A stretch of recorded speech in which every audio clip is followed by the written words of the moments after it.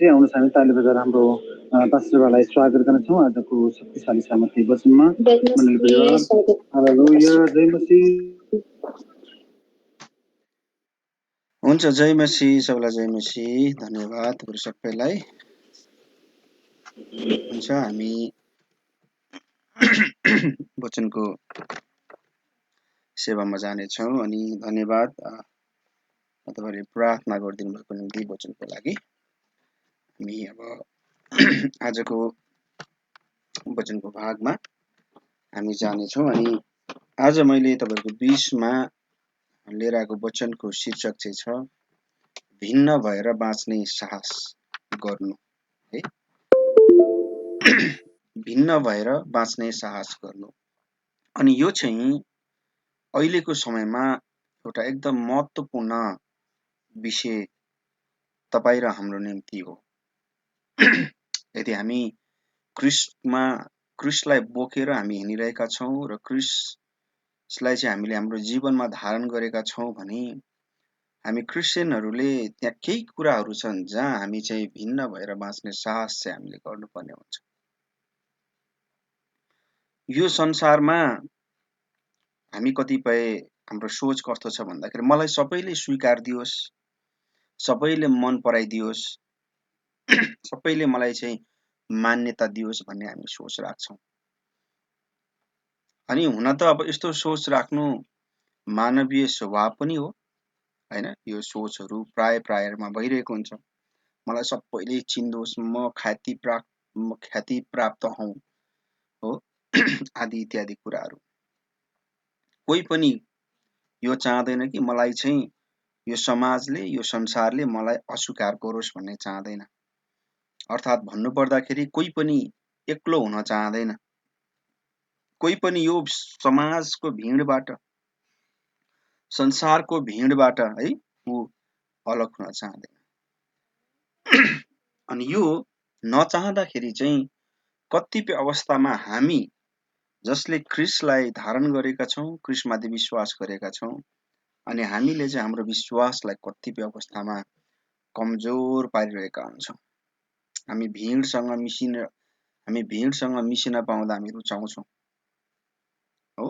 हामीले जुन सत्यलाई बोकेका छौं त्यो सत्यलाई सम्झौता गर्दाखेरि भइहाल्छ नि, के नै हुन्छ र भन्ने तरिकाको सोचमा हामी रमाउँछौं। अनि हामी कतिपयमा सोच्छौं सबैले यसो गरिरहेको छ त, म किन नगर्नु, म मात्र किन फरक हुनु, सबैले बोलिरहेको छ म चाहिँ किन नबोल्ने, अरु सबैले गरिरहेको छ भने म चाहिँ किन अलग हुनु। आज यस्तै प्रकारको सोचले चाहिँ हामी कतिपय मण्डलीका अगुवा, पास्टर अनि विश्वासीहरूलाई चाहिँ के बनाइरहेछ त भन्दाखेरि कमजोर बनाइरहेको हुँदछ।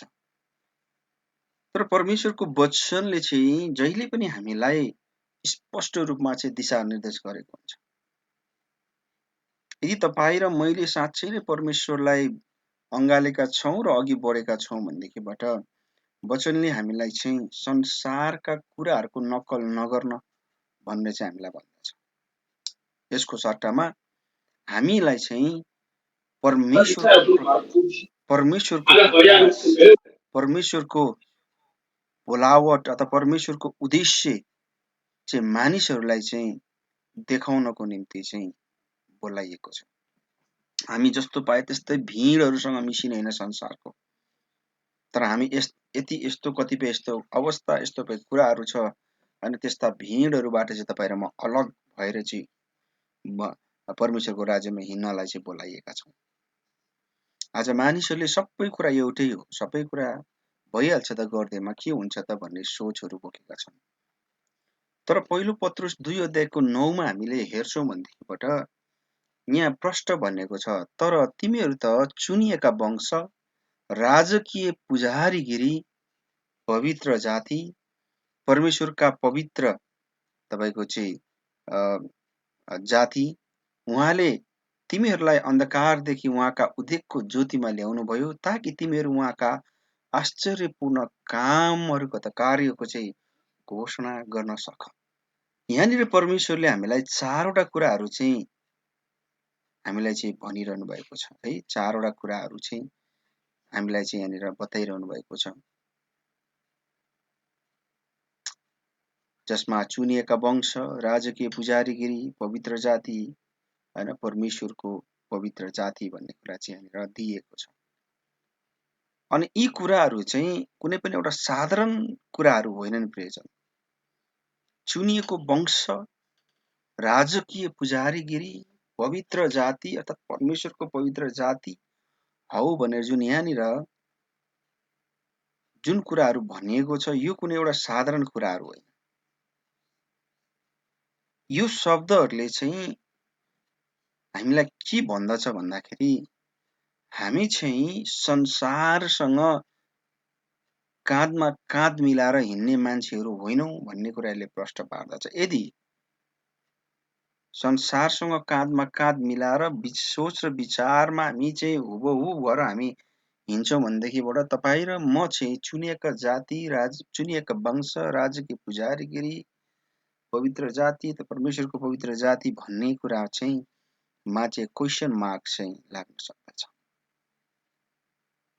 हामी यदि परमेश्वरको निम्ति अलग गरिएका जातिहरू हौँ भनेदेखिबाट चाहिँ हामी साँच्चै नै यो कुरामा चाहिँ विचार गर्न जरुरी छ। तपाईँ र मलाई अन्धकारबाट प्रकाशमा किन लिएर आइयो? किन भन्दाखेरि जब ऊ प्रकाशमा त उज्यालोमा जब ऊ ल्याइन्छ, जब उज्यालोमा बाँच्छ, ऊ स्वाभाविक रूपमा चाहिँ के हुन्छ त भन्दाखेरि अन्धकारसँग मिल्न सक्दैन। बत्ती बलेको ठाउँमा कहिले पनि तपाईको चाहिँ अँध्यारो रहन सक्दैन।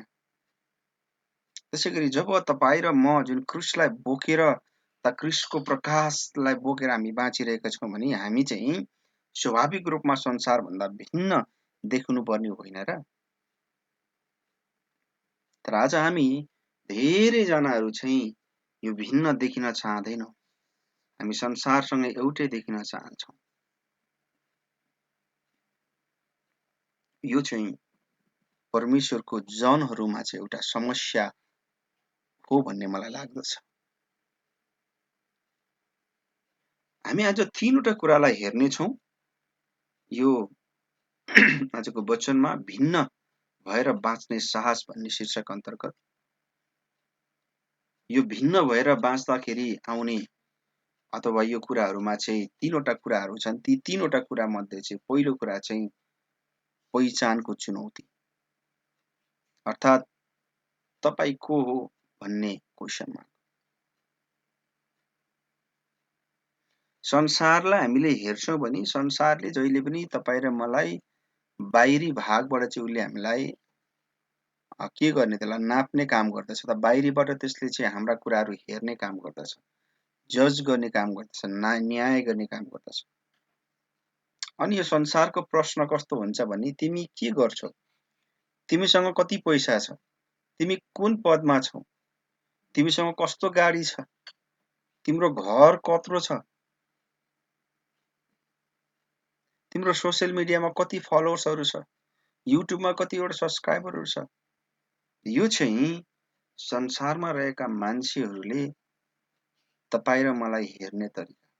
संसारले तपाईँ र मेरो मूल्य चाहिँ तपाईँ र मेरो बाहिरी उपलब्धि र सम्पत्तिमा चाहिँ राख्दछ। अब यस्तो कुरोहरू संसारमा त पाइन्छ नै पाइन्छ र त्यो हुन्छ नै हुन्छ। तर अब यही कुराहरू चाहिँ हामी इसाईहरूभित्र पनि, मण्डलीभित्र पनि यस्ता कुराहरूको विभेद चाहिँ हामी पाउँदछौँ। अनि यो विभेद पाइनु चाहिँ त्यो क्वेसन मार्कको प्रयोजन हो। तर हामी परमेश्वरको राज्यमा हेर्छौँ भनेदेखिबाट त्यहाँ परमेश्वरको प्रश्न नै फरक छ। उहाँले जब हामी उहाँलाई विश्वास गर्छौँ, उहाँले हामीलाई तिमी को हौ भन्ने कुराको पहिचान दिनुभएको छ। परमेश्वरमा तिमीहरू को हौ भन्ने कुरालाई स्पष्ट रूपमा उहाँले बताउनु भएको छ। संसारले बाहिरी थोकबाट तपाईको सबै कुराहरू हेरेर तपाईलाई चाहिँ जज गरिएको हुन्छ भने परमेश्वरले चाहिँ तपाईको आन्तरिक भित्री कुरालाई उहाँले हेर्नुहुन्छ। उहाँले तपाईको चरित्रलाई उहाँले निहाल्नुहुन्छ। उहाँले तपाईँको विश्वासलाई उहाँले हेर्नुहुन्छ। आज कतिपय आफन्तहरू, तपाईँ र मेरो आफन्तहरू पनि त्यस्तै हुनुहुन्छ होला हैन, बाहिरी भागलाई चाहिँ निहाल्ने। तपाईमा केही दुःख कष्ट आइपर्यो भनेदेखि तेरो यसुले गर्दैन र? बाढी पहिरोले घरहरू तपाईँको चाहिँ खेतबारी पर्यो हैन, तपाईँको चाहिँ लग्दियो भनेदेखि तेरो यसुले सुरक्षा दिएन र? हेर्नुहोस् है, मान्छेहरूको जज गर्ने तरिका परमेश्वरलाई राखेर तपाईँ र मलाई हेर्ने दृष्टिकोण त्यो छ। किन उनीहरू चाहिँ बाहिरी देखावटपनमा हैन बढी मात्रामा लिप्त हुन्छन्। तर परमेश्वरले चाहिँ तपाईँ र मेरो चाहिँ भित्री कुरालाई हेर्नुहुन्छ, तपाईँको चरित्रलाई उहाँले हेर्नुहुन्छ। उहाँले तपाईँको विश्वास उहाँसँग कति छ भन्ने कुरामा एफिसी 2:10 मा हेर्ने भने किनकि हामी असल कामहरूका निम्ति ख्रीष्ट येशूमा सिर्जना गरिएका उहाँका हातका सिपौं भनेर भन्दछ। तपाईँ र म चाहिँ उहाँको हातको काम हौ। हामी चाहिँ कुनै झुक्किएर अथवा कुनै दुर्घटनावश बनेका होइनौं, अथवा तपाईँ र म चाहिँ कुनै गल्तीले यो संसारमा जन्मेका होइन। कतिजनाले भन्नुहुन्छ बाइ मिस्टेक जन्मिएछ भन्ने हुन्छ। तर हामीले आध्यात्मिक तरिकाले हेर्छौँ भनेदेखि हाम्रो जन्मिने कुरा भनेको चाहिँ गल्तीले जन्मिने कुराहरू चाहिँ होइन। हामी हरेकको जीवनमा परमेश्वरको उद्देश्य छ। उहाँले उद्देश्यका साथ तपाईँ र मलाई चाहिँ बनाउनु भएको। हामी चाहिँ उहाँको एउटा विशेष जन हौ भन्ने कुरा हामीले बिर्सिनु भएन। तर हाम्रोमा समस्या के छ त भन्दाखेरि हामीले कतिपय अवस्थामा तिमी को हौ भन्ने कुराको पहिचान परमेश्वरले हामीलाई प्रष्ट दिइराख्नु भएको छ। तर हामी त्यसलाई बिर्सेर तिमी के गर्छौ, तिमीसँग कति पैसा छ, तिमी कुन पदमा छौ, तिमीसँग कस्तो गाडी छ, तिम्रो घर कत्रो छ भन्ने तरिकाको प्रश्नको पछि चाहिँ हामीले ओहो मैले त घर गाडी सबै बनाउनु पर्ने छ। ओहो, फेरि घर गाडी धन सम्पत्ति हुनु नराम्रो भनेको होइन, त्यो हुनु पर्दछ, भएको राम्रो हो। तर हाम्रो स्वभाव चाहिँ कस्तो छ भन्दाखेरि परमेश्वरको काम तपाईँ र मेरो बोलावटलाई लथालिङ्ग पारेर चाहिँ हामी त्यो कुराहरूमा लाग्छौँ। प्रभुले चाहिँ यो कुराको विषयमा भन्दै हुनुहुन्छ। अनि हामी चाहिँ हाम्रो पहिचानलाई हामी बिर्सन्छौँ। अनि हामी चाहिँ फेरि भिडसँगै आफ्नो मूल्य खोज्न, म को हुँ भन्ने प्रश्नको उत्तर खोज्न हामी जान्छौँ। हामी कतिपय अवस्थामा चाहिँ मानिसहरूको प्रशंसामा आफ्नो खुसी हामीले खोजिरहेका हुन्छौँ। हामी चाहिँ अरूले हामीलाई चाहिँ वाह भनिदियोस्, स्वीकृति गरिदियोस्, यो चाहिँ राम्रो मान्छे छ भनिदियोस् भन्ने हामी चाहिरहेका हुन्छौँ। तर आज तपाईँ र म चाहिँ कस्तो अवस्थामा छ, तपाईँ र मेरो पहिचानलाई हामीले कसरी पक्रेका छौँ, तिमी को हौ भन्ने कुराको पहिचान प्रभुले हामीलाई दिइसक्नु भएको छ। तर यो पहिचानलाई तपाईँ र मैले चाहिँ संसारले सोध्ने प्रश्नलाई चाहिँ हामीले बोकेर कुदिरहेका छौँ कि हाम्रो पहिचानलाई हामीले बोकिरहेका छौँ। भजन सङ्ग्रह 139:14 हेर्नुभयो भने उहाँले त्यहाँ प्रष्ट भनेको छ, म तपाईको स्तुति गर्छु किनभने म आश्चर्यपूर्ण र अद्भुत रूपमा चाहिँ बनाइएको छु भनेर भनिएको छ। त्यही भएर आज तपाईँ र मैले चाहिँ आफ्नो पहिचान चाहिँ संसारको भिडसँग खोज्ने हो। संसारले यो फलाना त त्यो हो भन्ने तरिकाले तपाईँको पहिचान बनेको छैन। यदि हामीले परमेश्वरलाई बोकेर हिँडिरहेका छौँ भनेदेखिबाट हाम्रो पहिचान चाहिँ परमेश्वरमा तिमी को हौ भन्ने पहिचान चाहिँ हामीले यथावत राख्नु जरुरी छ। म यो हो भन्ने कुरामा तपाईँ र म चाहिँ स्थापित हुन जरुरी छ।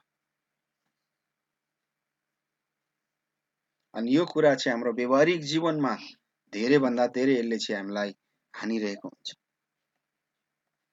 कतिपय स्थानमा हामी काम गर्ने स्थानमा चाप्लुसी वा अरूको अधिकार हनन गरेर चाहिँ हैन जुन सफलता प्राप्त गर्छौं त्यसलाई चाहिँ सफलता हो भन्छौं। वास्तवमा अरूको चाप्लुसी गरेर अरूको अधिकार हनन गरेर जुन सफलता हामीले पाउँछौं नि त्यो सफलता होइन। तपाई परमेश्वरको को हो भन्ने प्रश्नलाई तपाईले चाहिँ बिर्सेर चाहिँ संसारले तिमी के गर्छौ, तिमीसँग कति पैसा छ भन्ने कुरामा चाहिँ हामी दौडिरहेका हुन्छौं। याद राख्नु, जो व्यक्तिले तपाईलाई कम ठान्दछ नि, याद राख्नु तपाई र म चाहिँ परमेश्वरको राज्यमा बहुमूल्य छु भन्ने बुझ्नु पर्दछ। संसारले तपाई र मेरो पहिचान, तपाईको काम, तपाईको पद, तपाईको सम्पत्ति विभिन्न कुराहरू हेरेर हैन, हामीलाई चाहिँ यो त फलानु रहेछ भन्ने हुन्छ। तर याद राख्नुहोस्, त्योभन्दा पनि ठुलो तपाईँ र मेरो पहिचान चाहिँ येशूमा हुनु जरुरी छ। दोस्रो कुरो हामीले के थाहा पाउनु पर्दछ भन्दाखेरि, हामी भिन्न भएर बाँच्ने क्रममा चाहिँ हामीले त्यो भिन्नतामा चाहिँ हाम्रो विश्वास चाहिँ अटल हुनु पर्यो। तपाईँ र मेरो विश्वासको मूल्य चाहिँ अटल हुनु पर्यो, अर्थात् सत्यमा अडिग रहने साहस चाहिँ तपाईँ र ममा हुनु पर्यो। अनि यो सत्यमा उभिनु चाहिँ जिन्दगीमा कहिले पनि सजिलो छैन। पहिला पनि सजिलो थिएन र अहिले पनि तपाईको सजिलो छैन र आउने बेला समय पनि सजिलो छैन। हामीले बाइबलको इतिहासलाई हेर्यौं अथवा संसारको इतिहासलाई हेर्यौं अथवा चेलाहरूको इतिहासलाई हेरौं, संसारको इतिहासमा पनि चेलाहरूको इतिहासलाई हामीले हेर्यौं भनेदेखिबाट जसले सत्यमा उभिएर काम गर्यो तिनीहरूले कष्ट भोगेको, उनीहरूले दुःख पाएको कुरा हामी पाउँदछौँ। तर तिनीहरूले दुःख भोगे पनि कष्ट पाए पनि तिनीहरूको विश्वास योग्यताले चाहिँ संसारलाई बदलेको कुरा हामी पाउँदछौँ। यूहन्ना 15 अध्यायको 18-19 तपाईले हेर्नुभयो भने यदि संसार, त्यहाँ के भनेछ येशूले, यदि संसारले तिमीलाई घृणा गर्दछ भने तिमीहरू जान कि तिमीहरूलाई घृणा गर्न अघि त्यसले मलाई घृणा गरेको छ। यदि तिमीहरू यस संसारका हुँदा हौ त संसारले तिमीहरूलाई आफन्त ठानी माया गर्ने थियो, तर तिमीहरू यस संसारका होइनौ, तिमीहरूलाई संसारबाट मैले चुने, यसै कारण संसारले तिमीलाई घृणा गर्दछ। यो पद पढ्दाखेरि कतिपय अवस्थामा हामी आत्तिन पनि सक्छौं, डर पनि लाग्न सक्छ। तर यसमा एउटा गहिरो सत्यता लुकेको छ। यदि संसारले तपाईँ र मलाई घृणा गर्न थाल्दछ भनेदेखिबाट त्यो प्रमाण चाहिँ हामी सही बाटोमा हिँडिरहेका छौं भन्ने प्रमाण हो भन्ने कुरा हामीले बुझ्नु पर्दछ। यदि संसारले हामीलाई पूर्ण रूपमा स्वीकार्दछ भनेदेखिबाट हामीले एकपल्ट सोच्न जरुरी छ कि म अथवा हामी साँच्चै येशूको लागि बाँचिरहेका छौं त परमेश्वरको लागि बाँचिरहेका छौं त? किनभने संसारले हामीलाई स्वीकार्नु भनेको हामीले परमेश्वरको वचनमा चाहिँ कम्प्रोमाइज गर्नु, परमेश्वरको वचनमा चाहिँ हामीले चाहिँ तलमाथि गर्नु, तोडमोड गर्नु। हामीले तपाईले मैले दानियलको कथा हामीलाई थाहा छ। दानियललाई चाहिँ बाबेलमा बन्दी बनाएर राख्दाखेरि त्यहाँ सबैले चाहिँ राजाको मूर्तिलाई दण्डवत गर्थे। तर दानियलले आफ्नो परमेश्वर बाहेक अरू कसैको पनि सामु घुँडा नटेक्ने अठोट गरेर टेकेनन् पनि। उनले यो कुरा जानेका थिए कि मैले त्यो राजाले भनेको मानिन भनेदेखिबाट मलाई मृत्युसम्म उनीहरूले गराउनेछ अथवा मलाई यिनीहरूले मार्नको निम्ति जे पनि हत्कण्ड अपनाउँछन् भन्ने कुरा दाउदलाई अथवा माफ गर्नु दानियललाई थाहा थियो। त्यही पनि दानियलले चाहिँ त्यो राजा होस् जोसुकै होस् त्यसको केही प्रभाव गरेन। उनले परमेश्वरसँग आफ्नो सम्बन्धमा उनले सम्झौता गरेनन्। किन? किनभने उनले आफ्नो जीवन भन्दा चाहिँ परमेश्वरको आज्ञालाई बढी महत्त्व दिए। जब दानियलले परमेश्वरको आज्ञालाई, परमेश्वरलाई जब उनले बढी महत्त्व दिए, परमेश्वरले उसको विश्वासलाई पनि के गर्नु त उसको विश्वासको सम्मान गर्नुभयो। दानियललाई भोको सिंहको खोरमा हाल्दाखेरि ती सिंहहरूले उनीहरुमा चाहिँ के गर्न सकेनन् त भन्दाखेरि मार्न सकेन, उनको नजिक पनि आएन। त्यही भएर परमेश्वरले चाहिँ विश्वासयोग्य मानिसहरूलाई चाहिँ कहिले पनि छोड्नु हुन्न। त्यही भएर हामी अलग रहँदै गर्दाखेरि चाहिँ तपाईँ र मेरो विश्वास चाहिँ अडिग रहनु पर्दछ परमेश्वरमा। हामीले सद्रक, मेशक र अभिज्ञगतको चाहिँ तपाईको हामीले त्यो कथा हेर्यौं भने तिनीहरूलाई राजा नबुकदनेस्सरले के भनेका थिए? मेरो मूर्तिलाई दण्डवत गर नत्र आगोको भट्टीमा फ्याँकिनेछौ।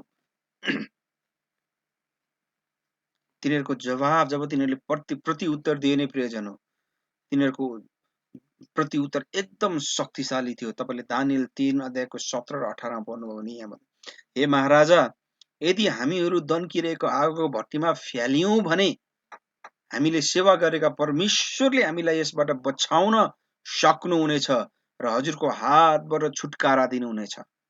तर हामीलाई उहाँले यसो नगर्नु भए तापनि हेर्नुस् यहाँ कति विश्वास योग्यताको कुरा उल्लेख गरेका छन्। पहिले उल्लेख के गरेका छन्? महाराजा याद राख्नुहोस्, हामी तपाईलाई ढोक्दैनौं, हामी तपाईको निहुरिँदैनौं, यदि तपाईँले हामीलाई दन्केको आगोमा फ्याल्नुहुन्छ भने पनि त्यहाँबाट बचाउन सक्ने सामर्थ्य हाम्रो परमेश्वरसँग छ।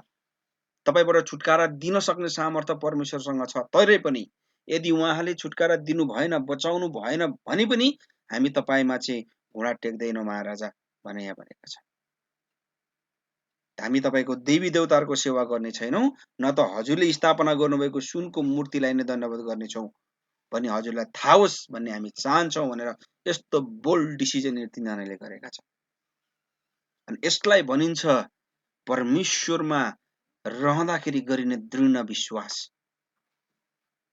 यहाँनिर यी तीनजना व्यक्तिले म रिफ्युज गर्दाखेरि, म त्यो गर्दिनँ भन्दाखेरि अब मलाई के गर्ने हो भन्ने परिणामको डर मानेनन्, तर उनीहरू सत्यमा उभिएको हामी पाउँदछौँ।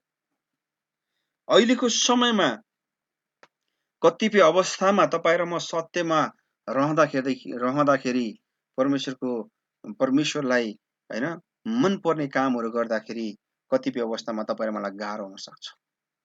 मानिसले तपाईँलाई मलाई गलत तरिकाले बुझ्न सक्छन्।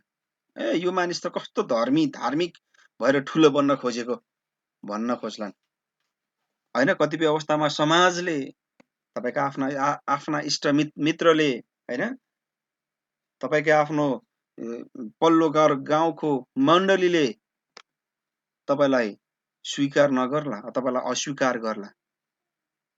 यो मानिस त खालि परमेश्वरकै मात्र कुरा गर्छ, यो मानिस खालि आफूले मात्र जान्ने भन्ठान त छ। यस्तो मानिससँग त बसेर रमाइलै हुँदैन, यो बस्नै नहुने मान्छेसँग भन्ने तरिकाले तपाईँलाई अस्वीकार गर्न सक्ला। मानिसले तपाईँलाई चाहिँ घृणा गर्न सक्लान्, तपाईँको बारेमा चाहिँ नचाहिने कुरा बोल्न सक्न। यो अझै पनि बाइबल पढ्छ, प्रार्थना गर्छ, परमेश्वरको बारेमा भन्छ। कतिपय अवस्थामा विश्वासीहरूले नि भने दाइ कति बाइबल पढिरहेको, कति प्रार्थना गरिरहेको, यसो घुम्न जाउँ न, यसो रमाइलो गर्न जाउँ न भन्ने पनि होला। फेरि घुम्न जानु रमाइलो नगर्नु भन्न खोजेको होइन, तर त्यसको पनि समय हुन्छ। हामी सबैभन्दा बढी समय केमा दिइरहेका छौँ भन्ने प्रश्न नै यहाँनिर हुँदछ। हामीले एउटा बुझ्नुपर्ने कुरा के छ त भन्दाखेरि मानिसको हेला चाहिँ अस्थायी हो, थाहै होइन, तर परमेश्वरमा रहनु चाहिँ अनन्तता हो भन्ने कुरा बुझ्न जरुरी छ। मत्ती 25:21 यहाँ यसुले के भन्नुभएको छ? स्याबास असल र विश्वास योग्य दास भनेर भन्नुभएको छ। हामी चाहिँ यो बन्नु जरुरी भयो। अहिलेको क्षणिक समयमा तपाईले मान्छे एउटा वाहै पाउनु होला, हामी मोज मस्ता गरौँला, परमेश्वरलाई बोकेर हिँड्यो भने आज दिनभरि मैले पाप गरेँ, म फेरि बेलुका पस्ताव गरिहाल्छु नि भन्ने, भोलि फेरि त्यस्तै गर्ने, अब त्यस्ता सोचहरू हुन सक्ला। तर हामी विश्वास योग्य हुन सक्दैनौँ त्यस्तो भयौँ भनेदेखिबाट। मत्ती 25:21 भन्दछ, जब प्रभुले हेर्नुहुन्छ नि माथिबाट, असल, स्याबास मेरो असल र विश्वास योग्य दास। यस्तो प्रकारको शब्द हामीले परमेश्वरबाट सुन्न पाउनु एउटा ठुलो लडाई जितेको भन्दा पनि बढी कुरा हुँदछ। यो चाहिँ संसारको सबै प्रशंसा भन्दा पनि बढी मूल्यवान चाहिँ यो शब्दले बोकेको छ। आज हामी समाजमा बस्दा साथीभाइहरूले मद्यपान, लागु औषध अथवा अनैतिक सम्बन्धहरूमा जाउँ, हामी इन्भल्भ हौँ, के हुन्छ त भन्ने कुराहरू आउन सक्लान्। तपाईहरु कतिजना विदेशमा हुनुहुन्छ, शारीरिक अभिलाषा, शारीरिक इच्छाहरू पनि हुन सक्लान्। तर क्वेशन यही आउँछ, तपाईले ती कुराहरू गर्नुभन्दा अगाडि पहिलो को आउँछको त तपाई को हो भन्ने कुरा तपाईले बिर्सिनु भयो भने तपाईले त्यो गर्नुहुन्छ। दोस्रो कुरा, तपाईको विश्वास परमेश्वरमा दृढ छैन भने तपाईले त्यो गर्नुहुन्छ। धेरै घटनाहरू सुनिएका छन् र सुनि पनि रहेको छ। जब यस्ता कुराहरू हुन्छन् र कसै साथीहरूले तपाईँ र मलाई बहकाउने कामहरू गर्छन्, त्यतिखेर तपाईँ र मैले होइन, जान्न, गर्दिन भन्न सक्नु पर्दछ। अनि यो भन्नु चाहिँ तपाईँ र मेरो कमजोरी होइन, यो चाहिँ सबैभन्दा ठुलो साहस हो र धेरैजनाले होइन भन्न सक्दैनन्। भइहाल्छ नि, म गरिहाल्छु नि, के भयो त, ल जाउँ न त भन्ने र परमेश्वरको वचनसँग चाहिँ उनीहरू कम्प्रोमाइज गरिरहेका हुन्छ। परमेश्वरको वचनलाई चाहिँ उनीहरूले साइडमा राखेर चाहिँ हैन, उनीहरू चाहिँ के गर्छन् त, अघि बढिरहेका हुन्छ। यो चाहिँ अनि ठुलो समस्या। पहिलो कोरिन्थी 6:19 र 20 भन्छ, के भन्छ भने, के तिमीहरूलाई थाहा छैन कि तिमीहरूको शरीर चाहिँ पवित्र आत्माको मन्दिर हो, तिमीहरू मूल्य तिरेर किनेका हो, यसकारण तिमीहरूको शरीरमा परमेश्वरको चाहिँ महिमा गर भनेर भन्दछ। यदि कसैले यस्तो किसिमको प्रस्ताव ल्याएको खण्डमा, अनैतिक सम्बन्धको प्रस्ताव आएको खण्डमा, हैन, कतिपय अवस्थामा हामी यी कुराहरू हाम्रो जीवनमा आउँदैन, नआउला भन्न सकिँदैन, आउन सक्दैन, तर त्यतिखेर तपाईँ र मैले नाइ भन्न चाहिँ सक्नु पर्दछ। कतिपय अवस्थामा काम गर्ने ठाउँमा, तपाईँ र म काम गर्ने ठाउँमा, हैन, अरू साथीहरूले तपाईँको प्रिन्टर किन्दाखेरि, ल्यापटप किन्दाखेरि, कम्प्युटर किन्दाखेरि 2-4 पैसा आम्दानी गरौँ न भनिरहेको हुन सक्छन्, गरि पनि लाएका होलान्, तपाईँलाई पनि दबाब आउन सक्ला, गरिदिइहाल्नु त, कसलाई के थाहा हुन्छ भन्ने कुरा होलान्, तर त्यो अवस्थामा पनि म यसो गर्न सक्दिनँ भन्नु चाहिँ तपाईँले ती मानिसहरूको बीचमा चाहिँ तपाईँले परमेश्वरमा रहेर तपाईँले परमेश्वरमा राखेको विश्वासको गवाई दिने तरिका चाहिँ त्यो हुन सक्दछ। म त गर्दिनँ, मैले त्यो गर्न मिल्दैन जब तपाईँले भन्नुहुन्छ नि, तपाईँले त्यहाँ आफ्नो विश्वासको गवाई बाँडिरहेको हुनुहुँदछ। प्रियजन, कतिजना नयाँ विश्वासीहरू हुनुहुन्छ होला, अनि परिवारमा चाहिँ तपाईँको विश्वास लिएर मजाक उडाउलान्, तर त्यस्ता कुराहरूमा तपाईँ धैर्य भएर दृढतापूर्वक आफ्नो विश्वासमा चाहिँ अडिग रहनु पर्दछ। संसारसँग तपाईँ बाहिरिनु, हैन, त तपाईँ संसारसँगबाट, संसारको सबै कुराहरूबाट जुन परमेश्वरको नजरमा ठिक छैनन् ती कुराहरूबाट एक्लोपन हुनु चाहिँ हानि होइन, बरु चाहिँ यो तपाईँको चरित्रमा चाहिँ परमेश्वरको कुरालाई चाहिँ लगानी गर्नु हो भनेर तपाईँ र मैले बुझ्न जरुरी छ। आज तपाईँ एक्लो देखिन सक्नुहुन्छ, तर भोलि परमेश्वरले तपाईँलाई त्यस्तै प्रकारका मानिसहरूसँग जोड्नु हुनेछ जसले तपाईँको विश्वासलाई चाहिँ अझ सम्मान गर्दै एकसाथ अघि बढ्नलाई मद्दत गर्दछ। हिब्रू 11:25 र 26 हेर्यौं भनेदेखिबाट उसले पापको अस्थायी सुख भन्दा परमेश्वरको जनहरूसँगको कष्ट रोजे, अथवा पापमा लिप्त भएर पापसँग सुख भोग गर्नुभन्दा त बरु परमेश्वरका जनहरूसँग म दुःख कष्ट उनीहरूसँग भोग्छु भन्ने चाहिँ यहाँनिर, हैन, हिब्रूको पुस्तकले, हिब्रूको राइटरले लेखेका छन् मूसाको बारेमा। किनभने उनले चाहिँ उसको अन्तिम इनाम के हो भन्ने कुरा चाहिँ उनलाई थाहा थियो। उनले आफ्नो अन्तिम इनामतर्फ हेरे। त्यसै गरी अहिले हामी जुन समयमा बाँचिरहेका छौँ, हामी पनि हाम्रो चाहिँ अन्तिम इनाम के हो भन्नेतर्फ चाहिँ हामीले हेर्न जरुरी छ। तेस्रो कुरा, अहिलेको समयमा धेरै मानिसहरू अलग रहन किन सकिरहेका छैनन् भन्दाखेरि तेस्रो कुरा चाहिँ के छ त भन्दाखेरि मानिसहरूमा चाहिँ लोकप्रियता उनलाई चाहिन्छ। अर्थात् तेस्रो पोइन्ट चाहिँ लोकप्रियता भन्दा पवित्रता स्वर्गको मापदण्ड हो। स्वर्गको मापदण्ड चाहिँ तिमीलाई संसारले चिनोस्, तिमीलाई सबै मानिसले वाहावी गरोस् र परमेश्वरका वचनहरूबाट चाहिँ तिमीहरू बाहिर हौ भन्ने स्वर्गको मापदण्ड होइन। स्वर्गको मापदण्ड चाहिँ लोकप्रियता होइन प्रियजन, स्वर्गको मापदण्ड चाहिँ परमेश्वरसँगको पवित्रता अर्थात् उहाँको आज्ञा पालनलाई हामी भन्न सक्दछौँ। अनि यो चाहिँ अहिलेको समयमा सबैभन्दा ठुलो चुनौती भएको छ। संसारले चाहिँ अथवा संसारमा रहेका धेरैजना विश्वासीहरू, धेरैजना मण्डलीका अगुवाहरूले चाहिँ के गर्छन् भन्दाखेरि संसारसँग सम्झौता गरेर उनीहरूसँग चाहिँ रमाउने काम गर्दछन्, उत्सव मनाउने काम गर्दछन्। संसारले जहिले पनि तपाईँ र मलाई के भन्न सक्छ त भन्दाखेरि, जहिले पनि के भन्छ भन्दाखेरि अरूलाई खुसी पार, कसैलाई तपाईँको नरिसाउने काम नगर, सबैलाई, चाहे त्यो गलत गरेर भए पनि तैँले के गर्नु त भन्दाखेरि सबैसँग मिलेर बस्नु, सबैलाई खुसी पार्नु भनेर भन्दछ। तर हामीले बाइबललाई हेर्यौं भनेदेखिबाट स्वर्गको मापदण्ड चाहिँ फरक छ। स्वर्गले जहिले पनि अथवा परमेश्वरले जहिले पनि विश्वास योग्यतालाई सम्मान गर्नुहुन्छ। स्वर्गले जहिले पनि पवित्रतालाई चाहिँ पहिलो प्राथमिकतामा राख्दछ, पवित्रतालाई चाहिँ एउटा इनामको रूपमा उसले हेर्दछ। हामी नेपाल देशमा मात्र नभइकन विश्वको सबै ठाउँहरूमा चाहिँ यो चुनौती अझ गहिरिँदै गएको छ। आज धेरै हाम्रो नेपाली समाजमा रहेका विश्वासीहरू पनि चाहिँ, हैन, समाज, परिवार र संस्कृतिको दबावमा चाहिँ आफ्नो विश्वासमा चाहिँ सम्झौता गरिरहेका छन्। हो, चाडपर्वमा चाहिँ मूर्ति पूजा गर्ने कुरामा सहभागी भइरहेका हुन्छन्। परिवार रिसाउलान् भनेर चाहिँ उनीहरूले सुटुक्क लाएर चाहिँ हैन तपाईँको यो चाडपर्व मनाउन गइरहेका हुन्छन्।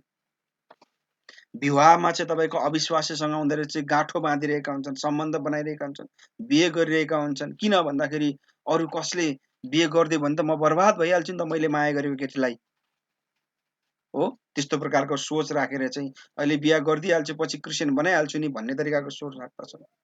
काम गर्ने ठाउँमा तपाईँको चाहिँ घुस लिने कुराहरू छ।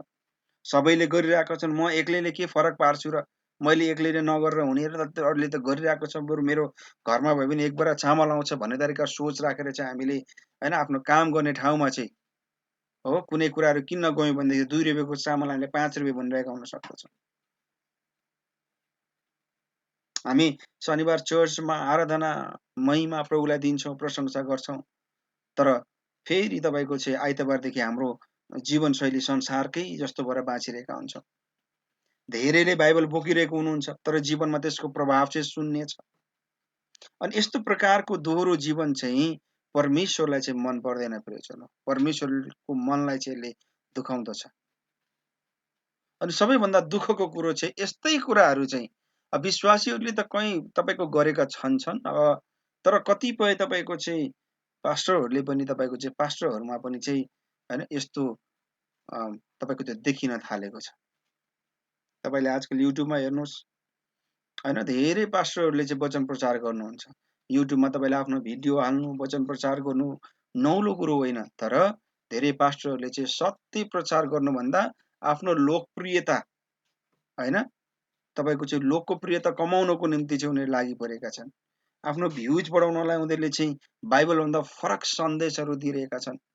सब्सक्राइबर बढाउनलाई चाहिँ मानिसहरूलाई चाहिँ हैन तपाईँको चाहिँ उनीहरूले सुन्न चाहेको मात्र बोलिरहेका कुरा हामी पाउँदछौँ।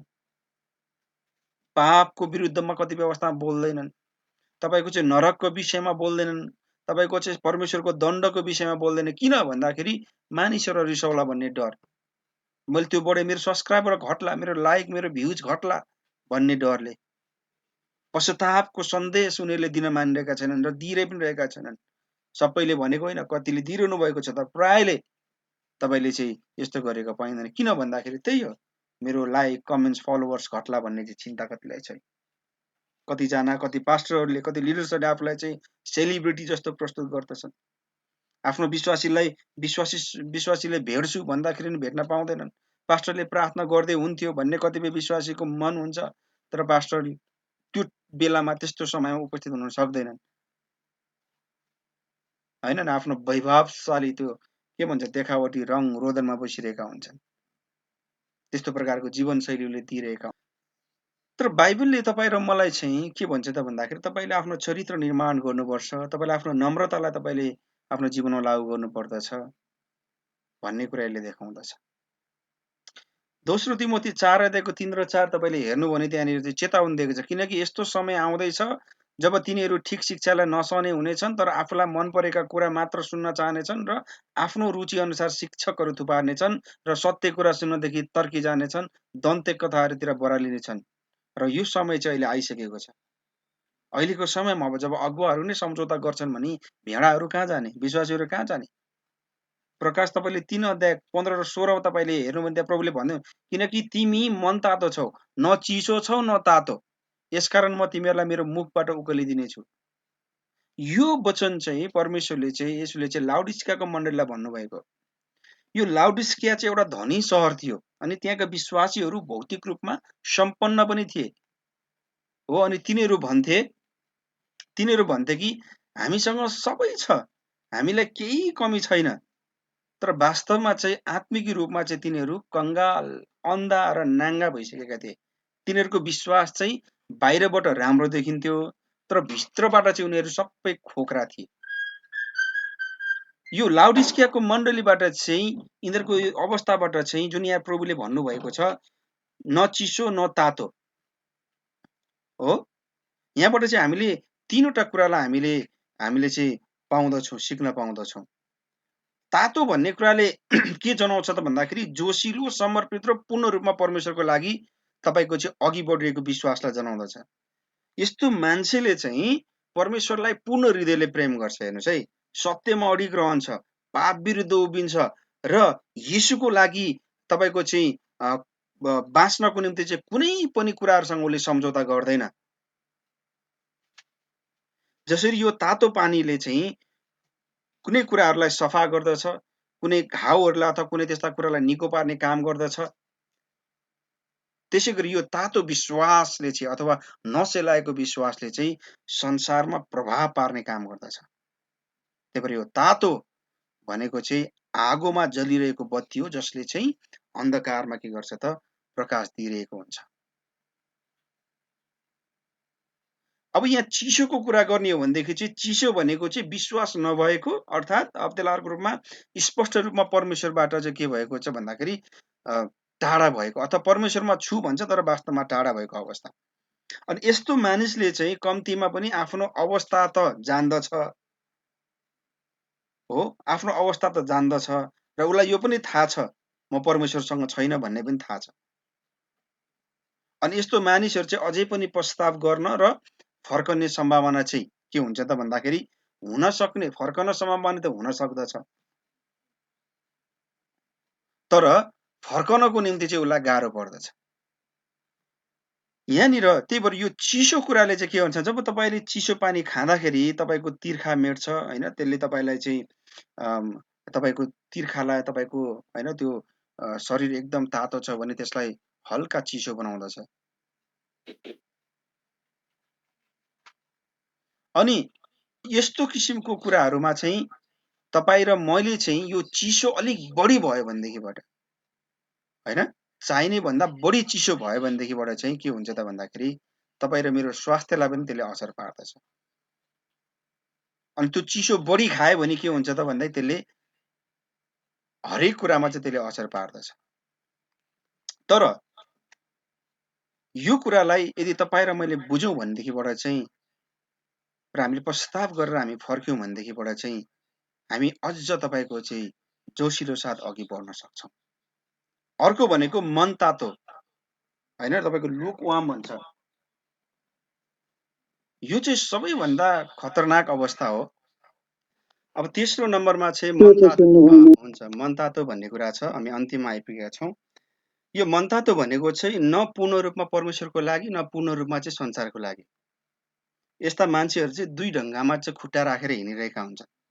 ऊ चर्च पनि जान्छ र पाप पनि गर्छ के, उसले प्रार्थना पनि गर्छ र संसारलाई पनि प्रेम गर्छ, ऊ बाइबल पनि पढ्छ र संसारसँग परमेश्वरलाई उसले बोकेको कुरामा सम्झौता पनि गरिरहेको हुन्छ।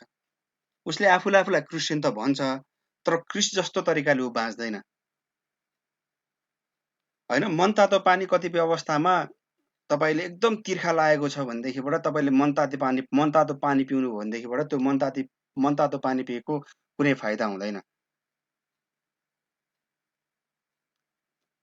त्यसरी नै यो मनतातोले चाहिँ विश्वासी न परमेश्वरको काममा लाग्छ न संसारमा नै उसले चाहिँ प्रभाव पार्ने काम गर्दछ। ऊ के हुन्छ त बेकारको हुन्छ प्रियजन। त्यही भएर यहाँ परमेश्वरले के भनेको छ, न तिमीहरू चाहिँ के छौ त भन्दाखेरि मनतातो, न चिसो न मनतातो। अनि अर्को शब्द प्रयोग गरिएको छ, मुखबाट ओखली दिनेछु भनेको छ। किन भन्दाखेरि जब मानिस चाहिँ न मनतातो अवस्थामा हुँदछ अनि यसले चाहिँ के देखाउँछ त भन्दाखेरि परमेश्वरले चाहिँ मनतातो विश्वासीलाई स्वीकार गर्नुहुन्न भन्ने कुरा देखाउँदछ। अनि यो मनतातो विश्वासीले चाहिँ परमेश्वरलाई चाहिँ के गराउँछ त भन्दाखेरि महिमा दिने काम गर्दाखेरि नि परमेश्वरलाई चाहिँ तपाईँको चाहिँ होइन परमेश्वरको विरुद्धमा गरिने कामहरू चाहिँ उसले बढी मात्रामा गरिएको हुन्छ। परमेश्वर पवित्र हुन्छ तर उसले अपवित्र काम गरेको हुन्छ। त्यही भएर परमेश्वरलाई चाहिँ आधा मनको भक्ति भन्छ नि, हाफ मनको भक्ति, ढोगी जीवन, दोहोरो चरित्र चाहिँ उहाँ सहन सक्नुहुन्न।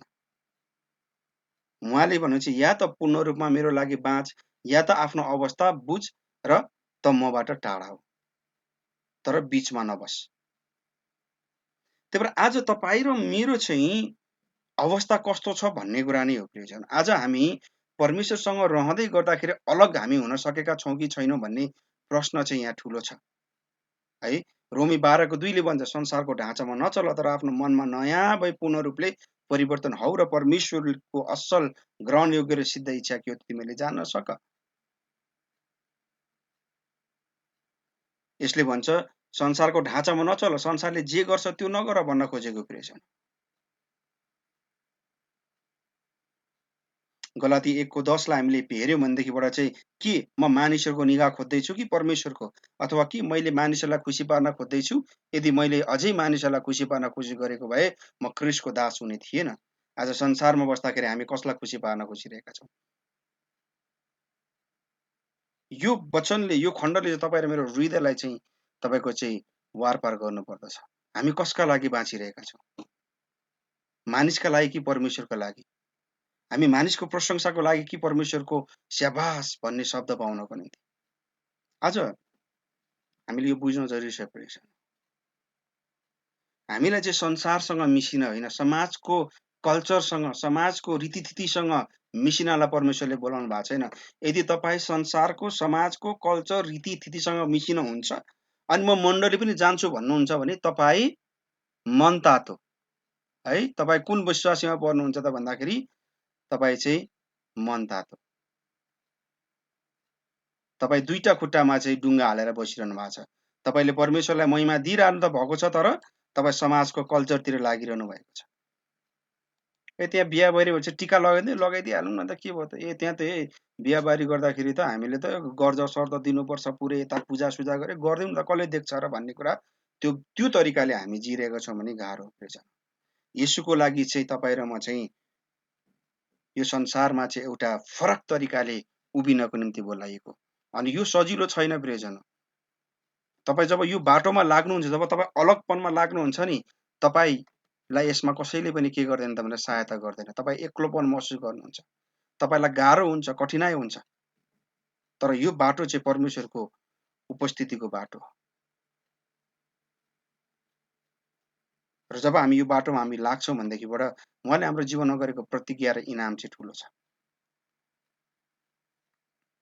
त्यो भएर आज तपाईँ र म चाहिँ संसारसँग होइन, तर येशूको लागि चाहिँ उभिन सक्ने, अलग हुने व्यक्ति चाहिँ आज तपाईँ र म हुन जरुरी छ। अनि यो कुरा गर्न चाहिँ चुनौतीको कुरो हो। आज तपाईँ र म कुन अवस्थामा छौँ त्यो तपाईँ र मैले बुझ्न जरुरी छ।